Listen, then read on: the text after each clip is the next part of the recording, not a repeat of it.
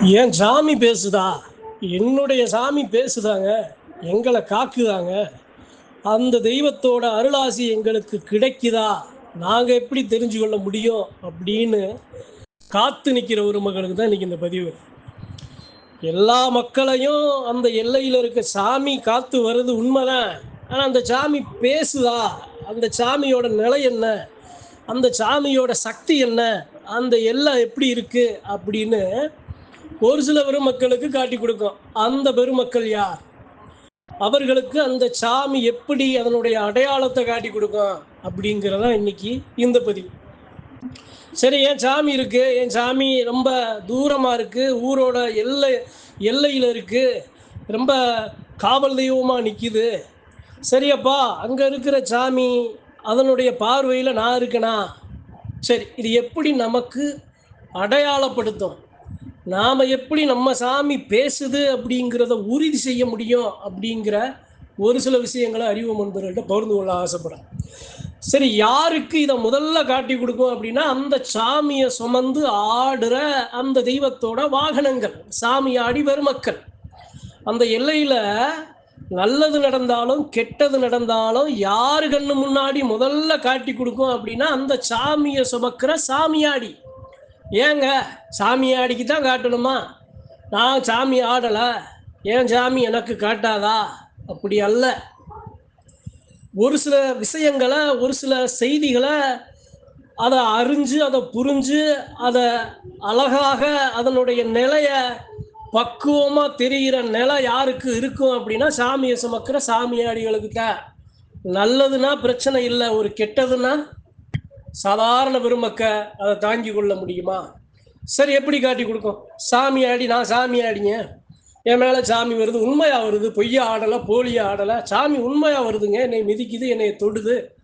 எப்படி காட்டி கொடுக்கும்? அந்த எல்லையில் ஒரு வீடு இருக்குது அப்படின்னா, அந்த வீட்டோட தேவைகள் அந்த வீட்டுக்கு கிடைக்கல அப்படின்னா, அந்த வீட்டு எப்படி பலவீனப்படுமோ அந்த பலவீனத்தை அந்த சாமி, அந்த சாமியாடிக்கு காட்டி கொடுக்கும். எல்லை எப்படி இருக்கப்பா? நான் இருக்கிற எல்லையை பாரு, என் எல்லையில ஏற்படுகிற அசுத்தங்களை பாரு, என் எல்லையில நடக்கிற குளறுபடிகளை பாரு, என் எல்லையில நடந்த தவறுகளை பாரு, என் எல்லையில நடந்த தீய வினைகளை பாரு அப்படின்னு அந்த சாமி படம் போட்டு காட்டுற மாதிரி அந்த சாமியாடி வரும் மக்களுக்கு கனவின் மூலமாக காட்டும், பேசும். சரி, எதுக்கு காட்டணும்?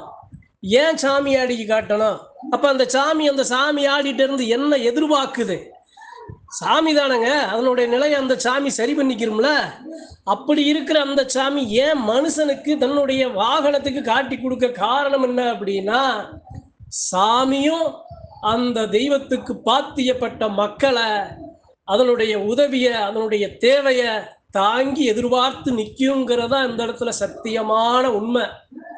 ஒரு சாமி, ஒரு சாமியாடி மேல வருது, அருள் வாக்கு சொல்லி மக்களை காத்து நிற்கிறாருங்கிறது மட்டும் அவருடைய பணி அல்ல. அந்த எல்லையில அந்த சாமிக்கு ஏற்படுகிற அனைத்து நிகழ்வுகளையும் சரி செய்து கொடுக்கிற ஆக சிறந்த பொறுப்பும் அந்த சாமியை சுமக்கிற சாமியாடி ஒரு மக்களுக்கு இருக்கு. சரி, வேற, நான் மகிழ்ச்சியா இருக்கேன், சந்தோஷமா இருக்கேன், என் எல்லையில என்னுடைய தேவைகள் எல்லாம் கிடைக்குது, பாடுறா நான் எப்படி இருக்கேன் பாடுறா அப்படின்னு அங்க நடக்கிற நல்ல நிகழ்வுகளையும், அந்த சாமிக்கு கிடைக்கிற நல்ல விஷயங்களையும் அந்த சாமியாடிக்கு காட்டும். ஏன்? மகிழ்ச்சி படுத்த. கலங்காதப்பா, நல்லா இருக்கணப்பா, என் எல்லையில தேவையானது எல்லாம் கிடைக்குதுடா, நீ மனசை போட்டு குழப்பாத அப்படின்னு அந்த சாமி மகிழ்விக்க அந்த சாமியாடிக்கு அதனுடைய நிலைய தெரியப்படுத்தும். சரி, எல்லையில இருக்க தெய்வத்துக்கு ஒரு தவறு நடக்குதப்பா, ஒரு தீய வினைகள் சாடுது, ஒரு மாய மாந்திரிகங்கள் சூழுது, ஒரு செய்வினை கட்டு அந்த இடத்துல உருவாகுது அப்படின்னா அதை எப்படி காட்டி கொடுக்கும் அப்படின்னா, அந்த நிலையில இருக்க தெய்வத்துக்கு என்ன நிலை உருவாகுது? மண்ணோட மண்ணா புதையுதா? அக்னியில பஸ்பமாகுதா? அந்த சாமி முடங்கி கிடக்குதா? அந்த சாமி பயந்து அச்சப்படுதா? அந்த சாமி எல்லையை விட்டு வெளியேறுதா? அந்த சாமிக்கு என்ன நிலையில அந்த சாமி அந்த பாதிப்பு இருக்கோ அதே பாதிப்பை அப்படியே அந்த சாமியாடி ஒரு மக்களுக்கு கண்ணில் காட்டி கொடுக்கும். ஒரு மாய மாந்திரிகங்களால சிக்கி ஒரு தெய்வம் அந்த இடத்துல கட்டுக்குள்ள கிடக்கு அப்படின்னா அதனுடைய நிலை பாரு. என் நிலை எப்படி இருக்குன்னு பாரு.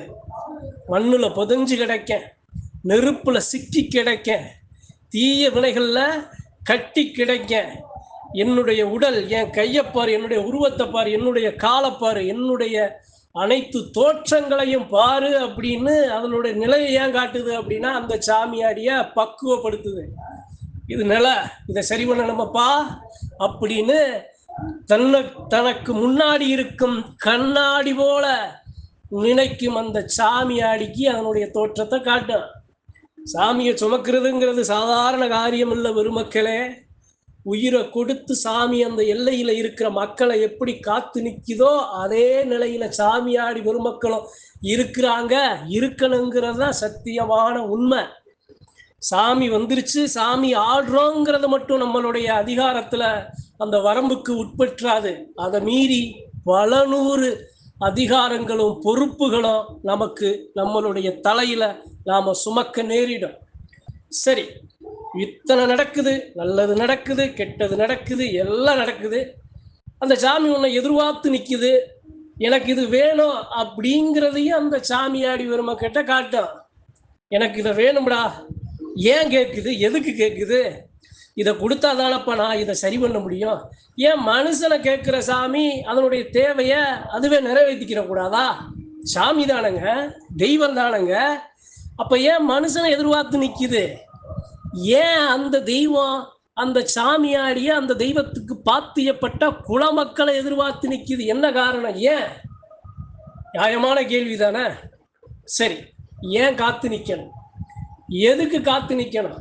ஏன் அப்படின்னா அந்த சாமியோட, அந்த சாமிக்கு முதலும் முடிவும் எல்லாமுமே அந்த மக்கள். அந்த மக்களுக்காகவே உயிர் பிடிச்சு அந்த எல்லையில சக்தியா விளங்குறதுக்கு காரணம் யாருக்காக? அந்த மக்களுக்காக. நாம காக்கிற மக்க பாதுகாக்கணும், இன்னும் நாம அந்த மக்களுக்கு கூட நிக்கணும் அப்படின்னா நாம நல்லா இருக்கணும். அப்படிங்கிற பட்சத்துல தன்னுடைய சக்தி இழக்கப்படும் போது தனக்கு பாத்தியப்பட்ட மக்களை ஒரு சக்தியா நினைச்சு அந்த மக்கள்கிட்ட அதை காட்டி கொடுக்கும். எதுக்கு விழா எடுக்கிறோம்? எதுக்கு சாமிக்கு தேவையான சக்தி பூசையை கொடுக்குறோம்? எதுக்கு சாமிக்கு தேவையான படையலை, சக்தி கிடாவை ஏன் கொடுக்குறோம்? எதுக்கு கொடுக்குறோம்? அந்த சாமி எதிர்பார்க்கிற ஒன்னே ஒன்று, என் பிள்ளைய என்னைய பலப்படுத்தும். நான் வீட்டுக்கு முன்னாடி நிற்கிறேன், காவலா நிற்கிறேன், விவசாய நிலங்களை காக்கிறேன், தீய விலைகள்ல இருந்து பாதுகாக்கிறேன். எனக்கு ஆகாரம், எனக்கு அன்னம், எனக்கு சக்தி, எனக்கு வலு, எனக்கு வலிமை யாருன்னு கேட்டா அந்த சாமி யாரை காத்து நின்றுச்சோ அந்த மக்கள் தான் அந்த சாமிக்கு எல்லாம். அதனாலதான் அந்த சாமி எப்போது பலமிழந்து நிற்குதோ அப்போது மக்களுக்கு மக்களை தேடி அதனுடைய நிலைய தெரியப்படுத்த காரணம். ஒரு எல்லையில ஒரு சாமியை சுமக்கிற சாமியாடி பெருமக்கள் இருக்காங்க. துடிச்சு வந்து, அப்பா நம்ம சாமியோட நிலை இப்படி கிடக்கு, நம்ம சாமிக்கு நாம இதை செய்யணும், நம்ம சாமிக்கு விழா எடுக்கணும், நம்ம சாமிக்கு இந்த பரிகாரம் செய்யணும், நம்ம சாமியை பலப்படுத்தணும், நம்ம சாமியை மீட்டெடுக்கணும்னு அந்த சாமியாடி பெருமக்கள் வந்து துடிச்சு சொன்னாங்க அப்படின்னா என்ன ஏதுன்னு கேட்டு அதை சரி செய்யற பெருமக்கள் தான் ஆக சிறந்த பெருமக்கள். நீ சொல்லி நான் கேட்கணுமா? உங்ககிட்ட மட்டும்தான் சாமி பேசுதா? உங்ககிட்ட காட்டுறது எல்லாத்துக்கும் காட்ட வேணாமா? என்கிட்ட காட்டலையா அப்படின்னு தனி மனித விருப்பு வெறுப்புகளை வச்சு சாமியாடி சொல்லும் சொல்லை அவமதிப்பது அந்த சாமியை அவமதிப்பதற்கு சமானம். அப்ப ஒரு சாமி எல்லா எல்லைகள்லையும் குலதெய்வம் பேசாம இருக்காது. அப்படி பேசாம இருக்கிறது அந்த எல்லையில சாமியே இருக்காது அப்படிங்கிறது அர்த்தம். எல்லா வழிகள்லையும் பேசும். சரிங்க, இது எல்லாமே சாமியாடிகளுக்கு மட்டும்தானா? சாமியாடிகள் தானா அந்த எல்லாம்? நாங்க சாமி ஆடலைங்க, எங்க குடும்பம் இருக்கு, அப்ப எங்க குடும்பத்துல அந்த சாமி பேசாதா? எப்படி சொல்றது அப்படின்னா, நான் இருக்கேன் அப்படின்னா எனக்கு ஒரு அடி அடிச்சா அந்த வழியை நான் பொறுத்துக்குருவேன். அதே மாதிரி தான் அந்த சாமியாடியை பார்க்கும். அந்த சாமியாடிக்கு ஒரு அடி அடிச்சா கூட அந்த சாமியாடி ஏன் பிள்ளடா நான் தாங்குற வழியை அவன் தாங்கிடுவான்டான்னு பொறுத்து போயிடும். சாமியாடிக்கு ஏற்படுகிற கஷ்டத்தை கூட சகிச்சு போயிடும். அந்த சாமியாடிக்கு ஏற்படுகிற இன்னல்களும் வேதனைகளும் தீய வினைகளும் சிக்கி அந்த கதறி துடிக்கிற நிலைய கூட விட்றா, நான் இருக்கேன்டா, அனுபவிடா அப்படின்னு விட்டு கொடுத்துனான். ஆனா சாமியை சுமக்காத பெருமக்கள் இருக்கீங்க பாருங்க, நீங்க உயிருக்கு உயிரா உங்களை இது மாதிரி ஒரு சின்ன ஒரு சிறிதளவு கூட கஷ்டம் உங்களை வரவிடாம தடுக்கிறதா உங்க சாமி. உங்களை சுத்தி சுத்தி பார்த்தீங்க அப்படின்னா நீங்க இந்த அளவு நல்லா இருக்கிறதுக்கு காரணமா யாரா இருக்கும் அப்படின்னா நீங்க உங்களை சுத்தி உங்களுக்கு நெருக்கமா இருக்கிற சாமி தான்.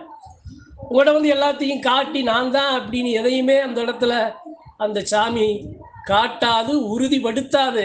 ஆனா நீங்கள் நல்லா இருப்பதை பார்த்து மனம் மகிழ்ந்து நான் செய்கிற பணி சிறப்பாக இருக்கு அப்படின்னு மாறுதட்டி கொடுக்கிற சாமி தான் உங்க சாமி. அப்ப உங்க எல்லையில உங்க சாமி பேசுதா? எதுக்கு பேசுது? ஏன் பேசுது? அந்த நிலையை எதுக்கு உங்ககிட்ட காட்டி கொடுக்குது? அந்த சாமி யாருக்கானது? அந்த சாமிக்கு ஏற்படுகிற இடையூறுகள் என்ன? அந்த சாமியோட பிரச்சனைகளை சரி செய்ய என்ன செய்யணும்? எல்லாமே காரண காரியங்கள் தான். ஒரு மனுஷன் சாதாரணமா அந்த சாமியோட ஆயுதத்தை தாங்கி தூக்கி ஆடிட முடியாது. ஏதோ இந்த அறிவார்ந்த இந்த காலத்துல குலதெய்வம் முழுமையாக ஒரு மனுஷன் மேல இறங்கி அதனுடைய ஆயுதத்தை ஏந்தி ஆடி பாதுகாக்குது அப்படிங்கிறது மனுஷனுக்கு மீறின சக்தி. இயற்கைக்கு தெரியும், மனுஷனுக்கு தெரியலனாலும் அந்த இயற்கைக்கு தெரியும். இயற்கை சான்றாக சாட்சியாக புரிந்து கொள்ள இந்த இடத்துல இந்த தெய்வ சக்தி இருக்கு, பேசுது அப்படின்னு. நாம போன போக்குல பொத்தாம் பொதுவா வாய் மேல பல்ல போட்டு யாரையும் சாமியோட சக்தியை குறைச்சு நாம மதிப்பிட்டு பேசிடக்கூடாது பெருமக்களே, பேசிடக்கூடாது. எந்த அளவு தீய சக்தி இருக்கு, நீங்கள் கஷ்டத்துக்கும் வறுமைக்கும் அது காரணம் என்று நம்புகிறீர்களோ அதை விட 100 மடங்கு அதிகமா தெய்வ சக்தி இருக்கு அப்படிங்கிறதா சத்தியமான உண்மை. அத இன்றைய காலகட்டங்கள்ல நிரூபிக்கிற சாட்சி தான் சாமியை சுமந்து ஆடுற சாமி ஆடி பெருமக்கள். அவங்க சொல்ற வாக்கு, அவர்களுடைய தேகம், அவர்களுடைய எண்ணம், அவர்களுடைய செயல்பாடு, அவர்கள் செய்யும் தான தர்மங்கள், அவர்கள் காட்டும் பண்பு பாசம். ஒரு சாமி வருது அப்படின்னா எப்பேற்பட்ட பெரிய பணக்காரனா இருந்தாலும் அந்த பணத்தின் மேல ஆசை இல்லாம சாமியோட குணம் அவனுக்குள்ள ஒட்டிக்கிறான். ஏழை வாழங்கிற பணக்கார அந்த இது பாகுபாடு பார்க்க மாட்டாரு, எல்லாத்தையும் சரி சமமா பார்ப்பாரு. பெரிய படிச்ச ஒரு பெரிய அறிவில் சிறந்த ஒருத்தனா இருந்தாலும் சாமின்னு அவர் மேல வந்து நின்றுச்சு அப்படின்னா அந்த சாமியோட நிலை எப்படியோ அந்த தெய்வம் எப்படி நடக்குமோ அதுபடிதான் அவர் செயல்படுவாரு. இது மூட நம்பிக்கை, நாம ரொம்ப அறிவில் சிறந்து இருக்கோம் அப்படிங்கிற மாதிரி அதை அவர் மூட நம்பிக்கையா கழிச்சு கட்டிட்டு போயிட மாட்டாரு. ஏன் அப்படின்னா அவரை வழி நடத்துறது அந்த சாமி. சாமியாடி பெருமக்களுக்கு அதனுடைய சாமியின் சக்தியை உணர்த்துறதுனாலதான் அவங்க அதை ஏத்துக்கிறாங்க.